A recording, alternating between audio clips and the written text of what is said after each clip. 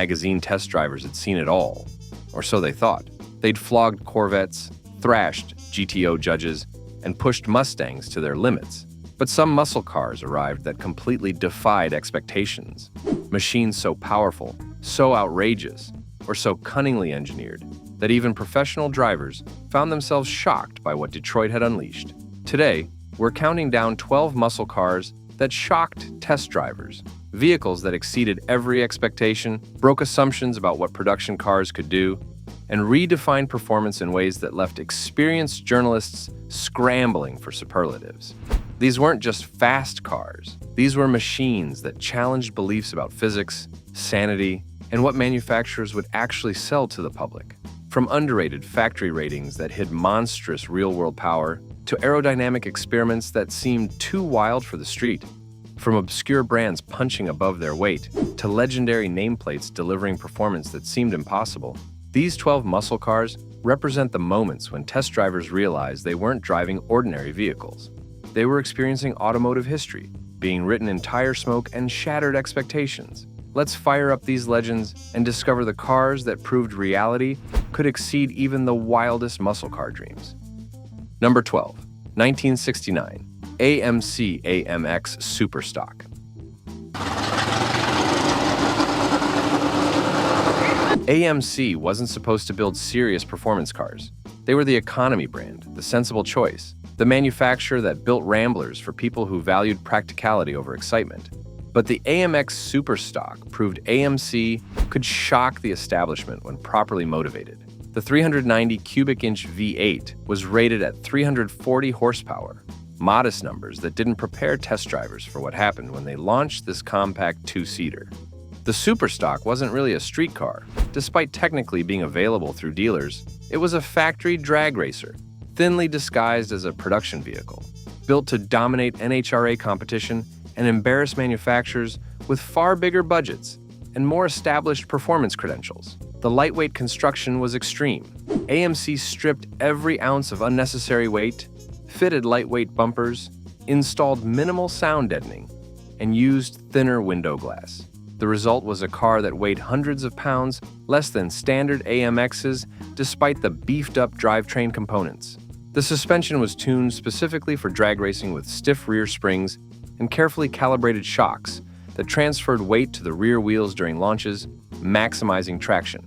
The Super Stock could run 12-second quarter miles straight from the dealer, shocking test drivers who dismissed AMC as irrelevant in the muscle car wars. The few journalists who tested Super Stocks reported brutal acceleration that felt faster than the specifications suggested, launches that overwhelmed the rear tires despite the drag-focused suspension, and straight-line performance that embarrassed far more expensive machinery. The engine featured numerous racing modifications, including a high-lift camshaft, forged pistons, shot-peened connecting rods, and carefully balanced rotating assembly that allowed safe operation at RPM levels that would destroy standard engines. The carburation used a massive Holley 4-barrel, mounted on an aluminum intake manifold, jetted specifically for racing fuel and providing fuel flow that exceeded what street engines required. The exhaust system featured headers and minimal restriction, creating a sound that was loud, aggressive, and unmistakably race car rather than street legal.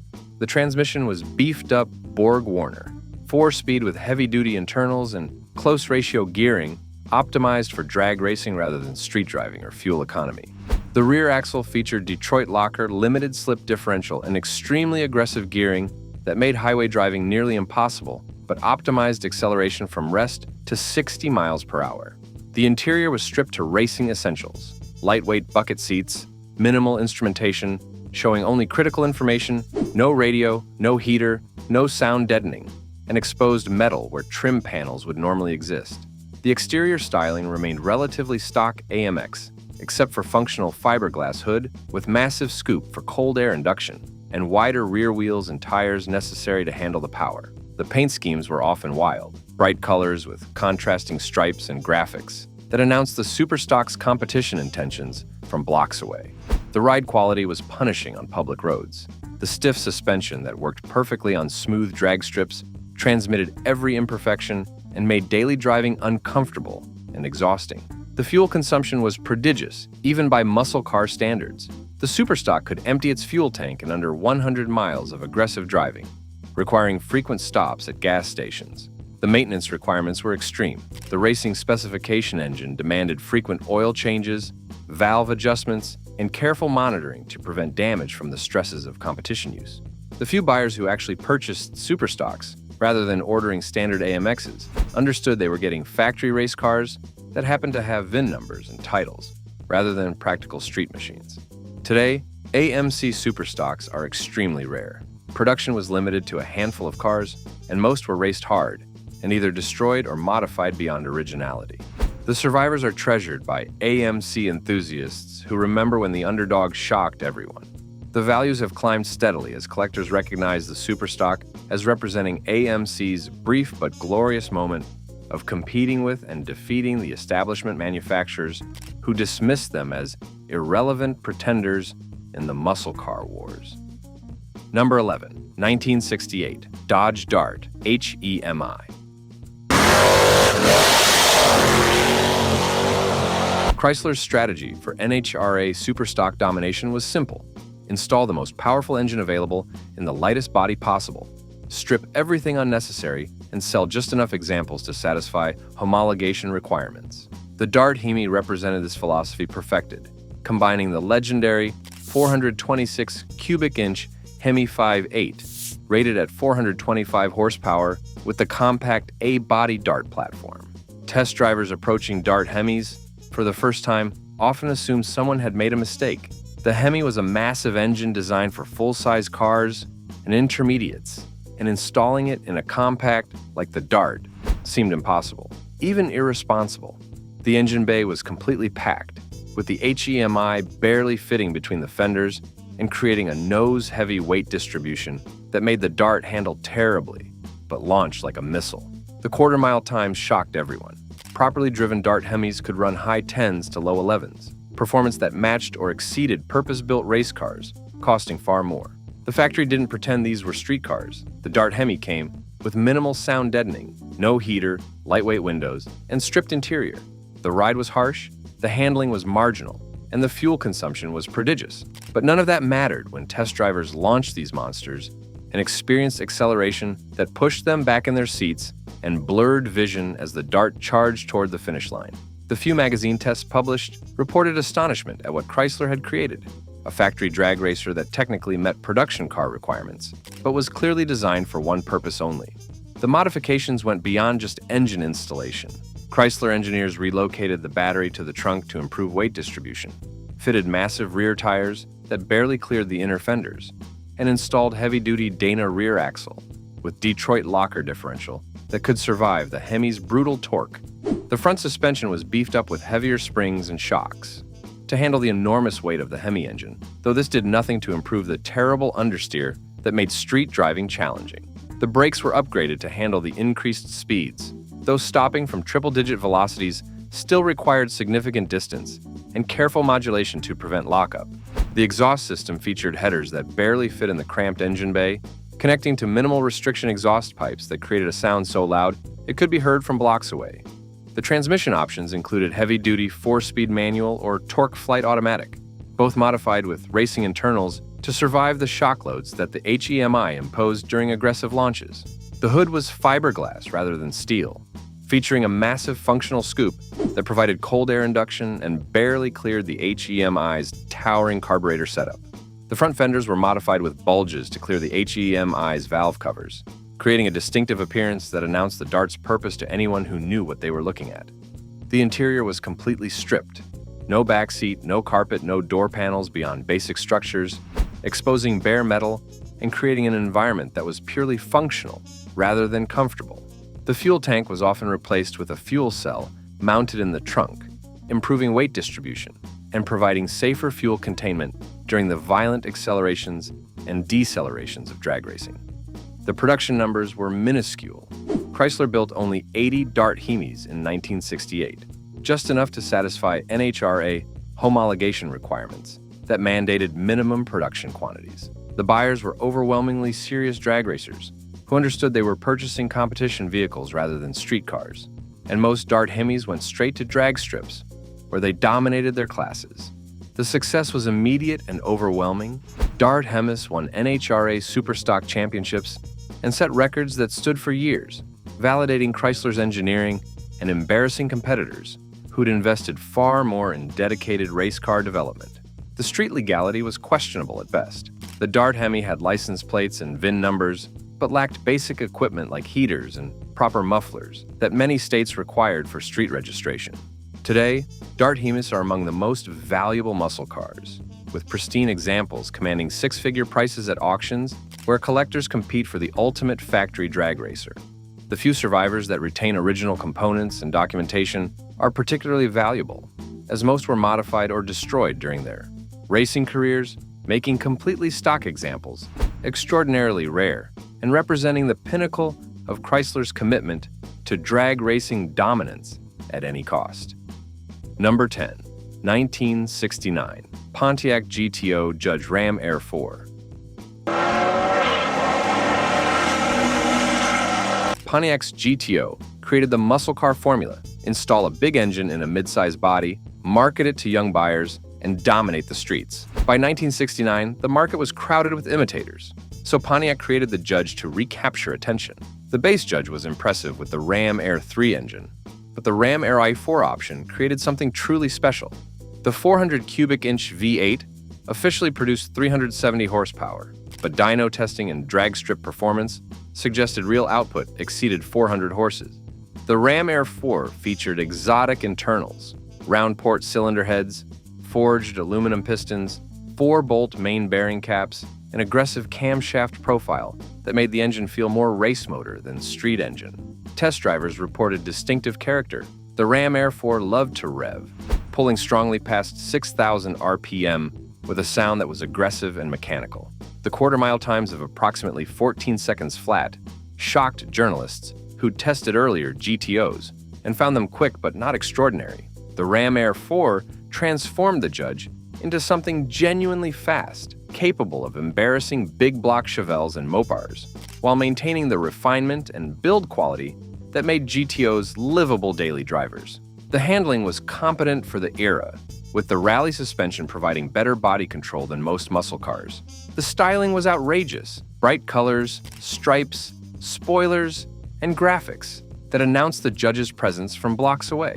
Today, Ram Air 4 Judges are highly collectible, with values reflecting their performance credentials and the desirability of Pontiac's ultimate street GTO. Number 9. 1967 Chevrolet Corvette L88. Chevrolet officially rated the L88 Corvette's 427 cubic inch V8 at 430 horsepower, a number that was pure fiction designed to satisfy insurance companies and discourage casual buyers. Real output was closer to 560 horsepower, making the L88 more race car than street machine. Test drivers who managed to get seat time in L88s, and few did because production was minuscule, reported shock at the engine's ferocity. The L88 wasn't designed for street driving, and Chevrolet made that clear by refusing to install radios or heaters, fitting rock-hard racing suspension, and requiring high-octane racing fuel. The torque curve was optimized for high RPM operation, making the L88 feel lazy, below 4,000 RPM but explosive above 5,000. The carburation used a massive single Holley 4-barrel, mounted on an aluminum intake manifold, and the compression ratio exceeded 12:1. The few magazine tests conducted reported brutal acceleration once the engine entered its power band, handling that felt more Corvette race car than production sports car, and a driving experience that was exhausting rather than relaxing. The L88 wasn't meant for casual driving. It was designed for racers who wanted factory-built competition machinery with full manufacturer support. The cylinder heads featured open chamber design, with massive ports that flowed air at rates production engines couldn't approach, supporting the high RPM power output that made the L88 devastating on racetracks. The camshaft profile was extremely aggressive with high lift and long duration, creating the lumpy idle and poor, low RPM manners that characterized racing engines. The internal components were all racing specification: forged aluminum pistons, shot-peened connecting rods, heavy-duty crankshaft, and strengthened main bearing caps that could survive sustained operation at RPM levels that would destroy standard engines. The cooling system was upgraded with larger radiator, heavy-duty water pump, and high-capacity fan that were necessary to dissipate the enormous heat the L88 generated during competition use. The ignition system used transistorized components rather than conventional points, providing more reliable spark at high RPM and reducing maintenance requirements during racing. The exhaust manifolds were special high-flow castings that reduced back pressure, connecting to side-exit exhaust pipes that created a sound so loud it violated noise ordinances in most communities. The transmission options were limited to close-ratio Muncie 4-speed manual or heavy-duty turbo-hydromatic automatic, both modified with racing internals to survive the brutal torque and shock loads. The differential featured positraction limited slip with aggressive gearing that prioritized acceleration over fuel economy or comfortable highway cruising, making sustained high-speed driving loud and inefficient. The suspension was stiffened dramatically with heavy-duty springs, racing shocks, and larger anti-roll bars that eliminated body roll, but created ride quality that was punishing on anything but smooth pavement.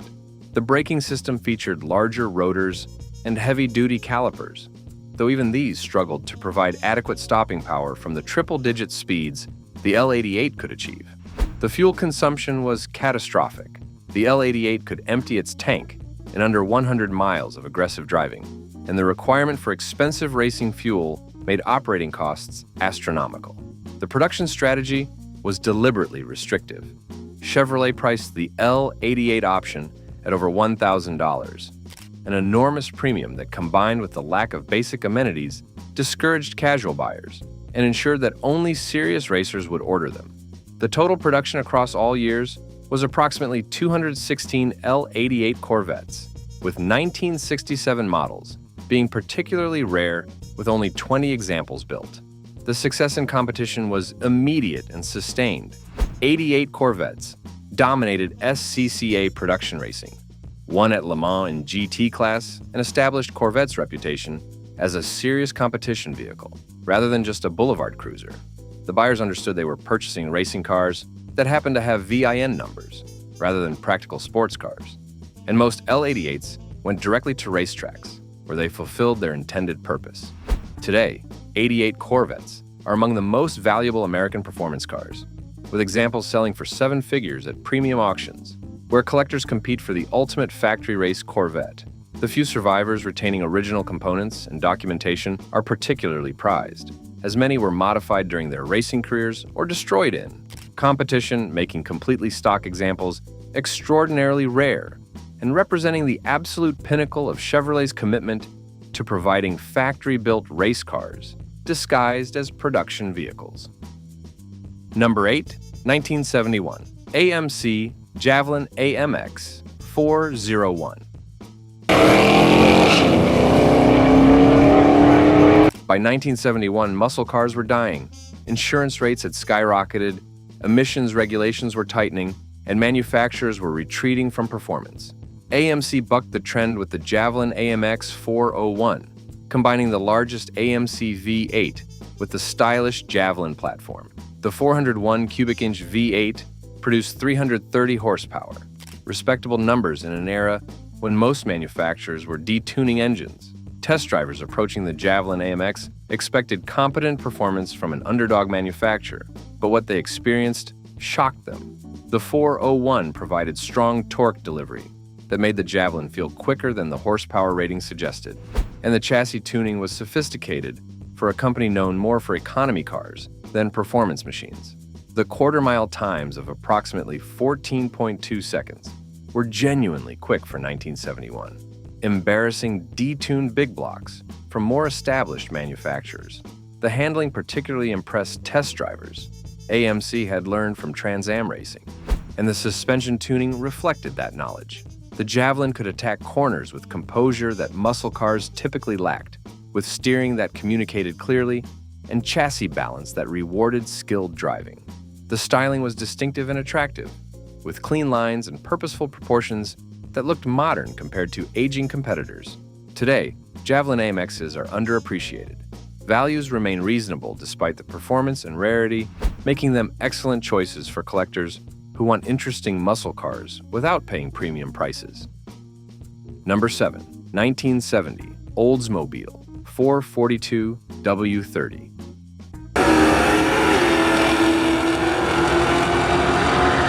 Oldsmobile's 442 had competed in the muscle car wars since the mid-60s, but the W30 package transformed it into something truly special. The 455 cubic inch V8 produced officially 370 horsepower and 500 foot-pounds of torque, but the W30 modifications, cold air induction, aluminum intake manifold, forged pistons, special camshaft, and low-restriction exhaust boosted real-world performance significantly. Test drivers reported shock at the torque delivery. The 442 W30 pulled like a locomotive from idle, overwhelming the rear tires with ease and charging toward redline with relentless acceleration. The quarter-mile times of approximately 14 seconds flat were impressive, but the experience was what shocked drivers. The W30 felt more powerful than the specifications suggested, with mid-range punch that made passing maneuvers effortless and top-end power that kept pulling long after other muscle cars ran out of breath. The handling was typical muscle car, competent in straight lines, adequate through gentle curves, marginal when pushed hard. But the W30 wasn't about cornering. It was about straight-line performance delivered with Oldsmobile refinement and build quality. The styling was handsome but understated compared to competitors like the Judge or Super B, making the W30 perfect for buyers who wanted performance without announcing it. The cold air induction system used functional scoops mounted beneath the front bumper that fed ambient air directly to the carburetor, providing denser oxygen charge that increased power output compared to underhood air, heated by engine temperatures. The exhaust system featured special low-restriction mufflers and larger diameter pipes that reduced back pressure while maintaining reasonable sound levels, creating a distinctive exhaust note that was aggressive without being obnoxious. The transmission options included heavy-duty Muncie 4-speed manual with Hurst shifter providing precise mechanical engagement, or turbo hydromatic automatic that shifted firmly and held gears appropriately during aggressive driving. The rear axle featured posit traction limited slip differential with various gear ratios available, allowing buyers to optimize the W30 for drag racing, street performance, or highway cruising depending on their priorities. The interior featured comfortable bucket seats with good support, full instrumentation including tachometer, and build quality that reflected Oldsmobile's position as a premium General Motors division. The ride quality was surprisingly civilized compared to hardcore muscle cars. The suspension provided adequate comfort for daily driving while maintaining enough control for spirited performance.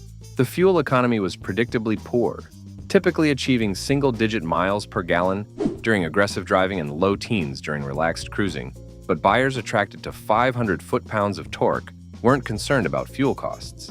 The production numbers were modest compared to Chevelle or GTOs, making W30s relatively rare and ensuring that they stood out at car shows and attracted attention from knowledgeable enthusiasts who recognized their significance.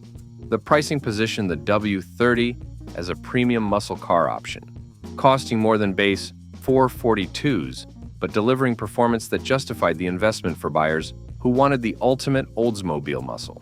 Today, 442 W30s are recognized as among the finest muscle cars of the era, combining brutal performance with Oldsmobile sophistication in a package that's increasingly valuable to collectors who appreciate muscle cars that could be driven daily without sacrificing refinement or build quality. Number 6. 1970 Buick GSX Stage 1.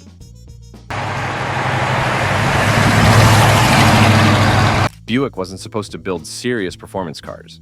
They were the upscale General Motors brand, positioned between Chevrolet and Cadillac, targeting buyers who valued refinement over raw power. But the GSX Stage 1 proved Buick could shock even Chevrolet's performance division when properly motivated. The 455 cubic inch V8 officially produced 360 horsepower, but the real story was torque, 510 foot-pounds at only 2,800 RPM, more than any other production muscle car. Test drivers launching GSX Stage 1s for the first time reported genuine shock at the initial acceleration. The massive torque overwhelmed the rear tires instantly, creating clouds of smoke and catapulting the Buick forward with authority that felt more like turbine power than internal combustion. The quarter-mile times of approximately 13.7 seconds were genuinely quick, matching or exceeding big block Chevelles and Mopars, while maintaining Buick's superior build quality and refinement. The Stage 1 package included numerous performance upgrades: blueprinted engine assembly, cold air induction, high-lift camshaft, stronger connecting rods, and low-restriction exhaust. The result was an engine that delivered power with smoothness that belied its output, pulling cleanly from idle through redline, without the harshness that characterized many high-performance engines. The GSX styling was flamboyant: bright colors, stripes, spoilers, and graphics that seemed un-Buick-like, but captured attention effectively. Today, GSX Stage 1s are highly collectible, with values reflecting their performance credentials and the novelty of Buick building one of the quickest muscle cars of the era. Number 5. 1968 Ford Mustang Cobra Jet 428. Ford needed a drag racing engine to compete with Chrysler's Hemis and Chevrolet's big blocks, so they developed the Cobra Jet 428 specifically for NHRA Super Stock competition. The official rating was 335 horsepower, a laughable understatement that fooled nobody. Real output was closer to 400 horsepower or more, and dyno testing confirmed what drag strips revealed.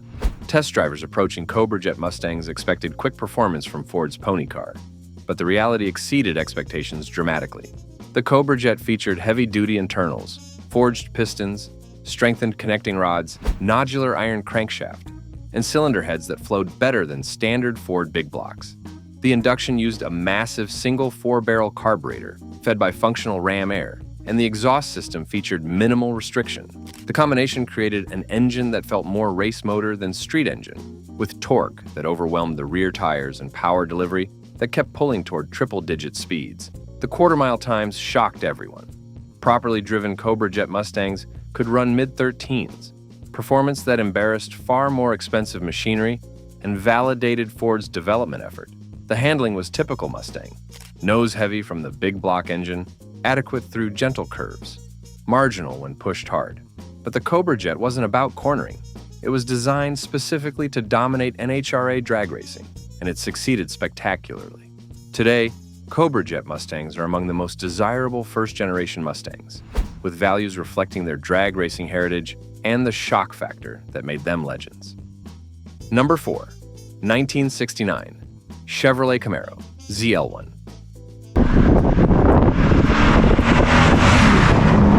Chevrolet's COPO program, Central Office Production Order, allowed dealers to order special combinations that weren't listed in standard catalogs, creating factory race cars that technically met production requirements. The ZL1 Camaro represented the ultimate COPO creation, combining an all-aluminum 427 cubic inch big block, officially rated at 430 horsepower, with the lightweight first-generation Camaro body. The official rating was pure fiction. Real output was closer to 500 horsepower, making the ZL1 more race car than street machine. Test drivers who managed to sample ZL1s, and few did because only 69 were built, reported absolute shock at the performance. The aluminum engine saved approximately 150 pounds compared to iron big blocks, improving weight distribution and reducing nose heaviness. The power delivery was brutal. The ZL1 engine pulled hard from idle and kept accelerating past 6,000 RPM with a sound that was mechanical and aggressive. The quarter-mile times were extraordinary. Properly driven ZL1 Camaros could run high 11s to low 12s on street tires, performance that matched purpose-built race cars. The handling benefited from the lighter aluminum engine, with the ZL1 feeling more balanced and responsive than iron block, big block Camaros. The styling was deliberately understated. ZL1s looked like standard Camaros, except for cowl induction hood and minimal badging, creating the ultimate sleeper that could destroy far more obvious muscle cars. Today, ZL1 Camaros are among the most valuable muscle cars ever built, with examples selling for 7 figures at auctions, where collectors compete for the ultimate factory race Camaro. Number 3. 1969 Dodge Charger Daytona. Chrysler needed to dominate NASCAR, so they did something radical. They hired aerodynamicists to redesign the Charger specifically for high-speed competition. The result was the Daytona, featuring an 18-inch nose cone and a massive rear wing that looked bizarre, but sliced through air with unprecedented efficiency. Test drivers seeing Daytonas for the first time often laughed at the appearance. The nose cone looked absurd, the wing seemed like a joke, and the overall aesthetic was more cartoon than car. But the laughter stopped when they reached speed and experienced what Chrysler's aerodynamic investment had created. The Daytona was the first stock car to exceed 200 miles per hour in NASCAR competition, a barrier that had seemed impossible. The street versions came with either the 440 Magnum V8 or the legendary 426 Hemi, producing 425 horsepower. Test drivers reported shock at the stability. The Daytona felt planted and composed at speeds where normal Chargers became nervous and unpredictable. The nose cone reduced drag and managed airflow, while the wing generated downforce that kept the rear end stable. The quarter-mile times were respectable at approximately 13.5 seconds with the Hemi, but the Daytona's real advantage was top speed and high-speed stability. The handling at normal speeds was typical muscle car, adequate but not sporting. But above 100 miles per hour, the Daytona revealed its purpose, feeling more stable than cars, with far more sophisticated suspensions. Today, Daytonas are among the most iconic muscle cars, with values reflecting their NASCAR heritage and the audacity of Chrysler building something so outrageous for the street. Number 2, 1970, Plymouth Hemi Cuda. Chrysler's compact e-body platform, Barracuda and Challenger, was designed to compete with Mustangs and Camaros. But the Hemi Cuda took the concept to extremes. The 426 cubic inch Hemi V8 officially produced 425 horsepower, massive power in a body that was lighter and more compact than the B-body intermediates where the Hemi typically lived. Test drivers approaching Hemi Cudas for the first time reported trepidation. The Hemi's reputation for brutal power delivery, combined with the e-body's compact dimensions, created concerns about controllability. The reality shocked even experienced journalists. The Hemi Cuda launched with violence that overwhelmed the rear tires instantly, creating clouds of smoke and catapulting the Plymouth toward the horizon with acceleration that felt more drag racer than street car. The quarter-mile times of approximately 13.5 seconds were extraordinary for 1970, and the trap speeds exceeded 100 miles per hour, indicating genuine power rather than just aggressive gearing. The handling was marginal. The Hemi's weight made the Cuda nose heavy, and the solid rear axle with leaf springs created wheel hop during aggressive launches. But the straight-line performance was intoxicating, with the Hemi's distinctive exhaust note and brutal torque delivery, creating an experience that was unforgettable. The styling was aggressive and purposeful, with the shaker hood scoop protruding through the hood and shaking with engine vibration, providing visceral connection between driver and the monster underneath. Today, Hemi Cudas are among the most valuable muscle cars ever built, with pristine examples selling for 7 figures at premium auctions where collectors compete for the ultimate Mopar muscle car. Number 1, 1970, Chevrolet Chevelle SS 454 LS6. The Chevelle SS 454 LS6 earns the top position because it represented the absolute pinnacle of muscle car performance, the most powerful engine General Motors ever installed in a mid-size production car.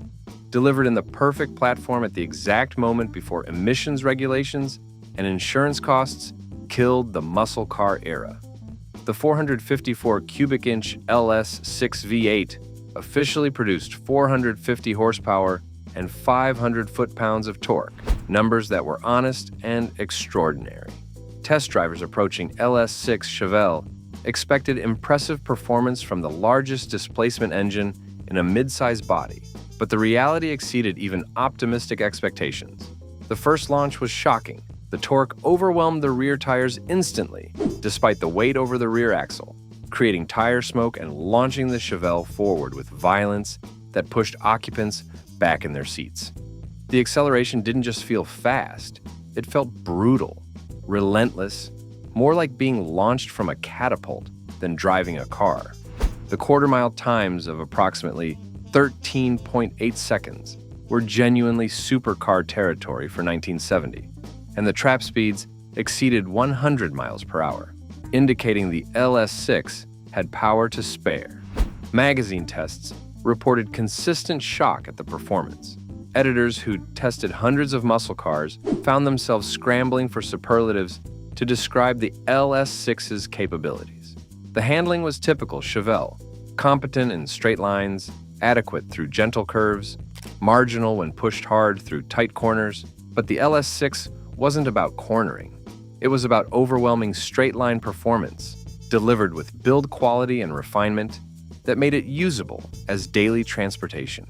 The styling was aggressive but not outrageous, with functional cowl induction hood, modest SS badging, and proportions that looked muscular without being cartoonish. Today, LS6 Chevelle are among the most valuable and desirable muscle cars ever built, with pristine examples commanding six-figure prices at auctions, where collectors recognize them as representing the absolute peak of the muscle car era, the moment when power, style, and availability converged to create automotive perfection before regulations and insurance costs killed the dream. These machines weren't just fast cars. They were the moments when professional test drivers, people who'd experienced everything Detroit built, found themselves shocked by what manufacturers had unleashed. From underrated factory ratings, hiding monstrous real-world power, to aerodynamic experiments that rewrote the rules. From obscure manufacturers proving they could compete with the giants, to legendary nameplates delivering their ultimate expressions. These 12 muscle cars represent the moments when reality exceeded expectations and automotive history was written in tire smoke and shattered assumptions. Which of these shock machines captures your imagination? Which represents the perfect combination of audacity and capability? Drop your answer in the comments. And if you love stories about the cars that pushed boundaries and shocked everyone who experienced them, hit subscribe for more deep dives into the muscle cars that proved Detroit's engineers were willing to build almost anything if it meant winning races and dominating streets.